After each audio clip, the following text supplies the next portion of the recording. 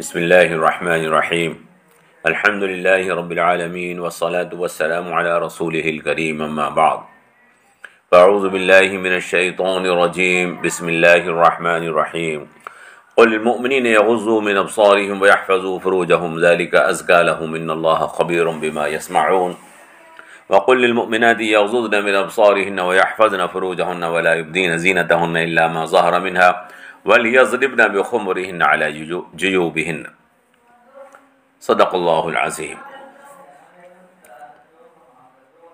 ان آیات کا ترجمہ یہ ہے، اے نبی، مومن مردوں سے آپ کہیں کہ وہ اپنی نظریں نیچی رکھیں اور اپنی شرمگاہوں کی حفاظت کریں، یہ ان کے لیے زیادہ پاکیزہ طریقہ ہے۔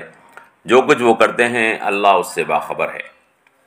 اور اے نبی، مومن عورتوں سے بھی آپ یہ کہہ دیجئے کہ اپنی نظریں نیچی رکھا کریں اور اپنے شرمگاہوں کی حفاظت کریں اور اپنے بناؤ سنگھار نہ دکھائیں سوائے اس کے جو خود ظاہر ہو جائے، اور اپنے سینوں پر اپنی اوڑھنیوں کے آنچل ڈالے رکھیں۔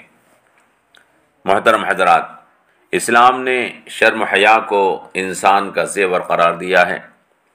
عفت، عصمت اور پاک دامنی اور شرمگاہوں کی حفاظت کو انسانی معاشرے کا فریضہ قرار دیا ہے۔ بے حیائی اور بدکاری کو اسلام نے سختی سے روکا ہے اور ہر فرد اور معاشرے کی پاکیزگی پر سب سے زیادہ زور دیا ہے۔ قل انما حرم ربی الفواحش ما ظہر منها وما بطن، آپ فرما دیجئے کہ میرے رب نے حرام کر دیا ہے بے شرمی کے کاموں کو، خواہ وہ کھلے ہوئے ہوں یا چھپے ہوئے ہوں۔ اللہ تعالیٰ کی نظر میں انسان کا سب سے گھناؤنا جرم زناکاری ہے، خواہ زبردستی کسی کی عزت لوٹی جائے یا یہ زناکاری رضامندی سے کی جائے، دونوں حرام ہیں۔ وَلَا تَقْرَبُوا الزِّنَا إِنَّهُ كَانَ فَاحِشَةً وَسَاءَ سَبِيلًا۔ زنا جیسی سنگین اور گھناؤنی برائی، اس لحاظ سے شریعت نے اس کی سزا بھی سخت مقرر کر رکھی ہے۔ اللہ تعالیٰ نے جہنم کی عبرتناک سزا زنا کرنے والے کے لیے مقرر کی ہے۔ حالانکہ یہ سزا تو کافروں اور مشرکوں کی ہے کہ اسے جہنم میں ڈال دیا جائے، لیکن زناکاری کی سزا بھی یہی بتائی ہے۔ حدیث پاک میں جناب رسول اکرم نے ارشاد فرمایا ہے کہ زناکار جب زنا کرتا ہے تو اس کے دل سے ایمان نکل جاتا ہے۔ کتنی بڑی سچائی اور اللہ تبارک و تعالی کی حکیمانہ ہدایت ہے۔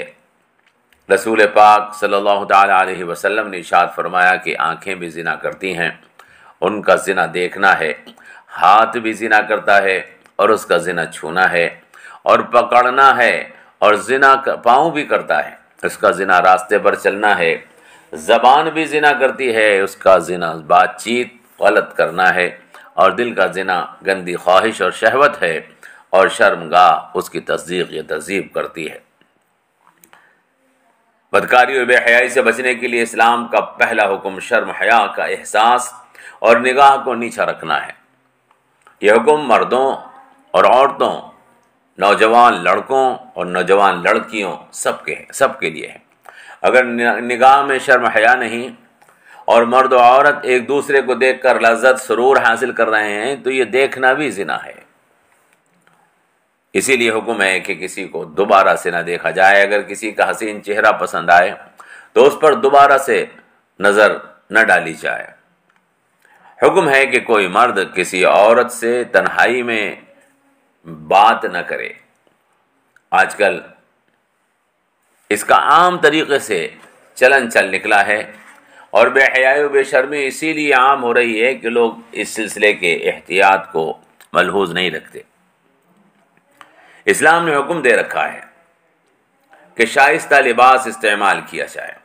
لڑکیاں اور خواتین خاص طور پر لباس کے سلسلے میں بہت محتاط رہیں، تاکہ ان کے جسم کے وہ حصے کے جو چھپانے ہیں ظاہر نہ ہوں، اور دوسرے لوگوں میں خواہشات نفسانیہ کا ہیجان پیدا نہ ہو۔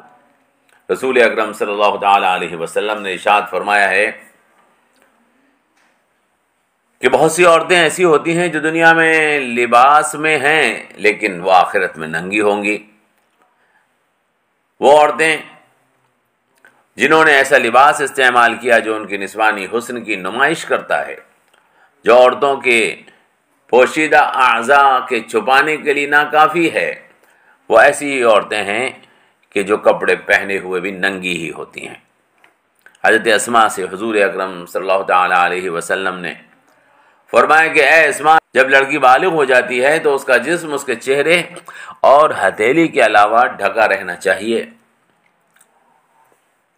مغربی تہذیب نے بے پردگی کو اتنا عام کر دیا ہے کہ بہت سے مسلمان بھی جو اپنا اسلام بھول گئے ہیں، انہیں بے پردگی میں کوئی عیب معلوم نہیں ہوتا، اپنی لڑکیوں کے اسکرٹ اور ٹی شرٹ اور ادھورے لباس پہنا کر بازاروں میں گھماتے ہیں۔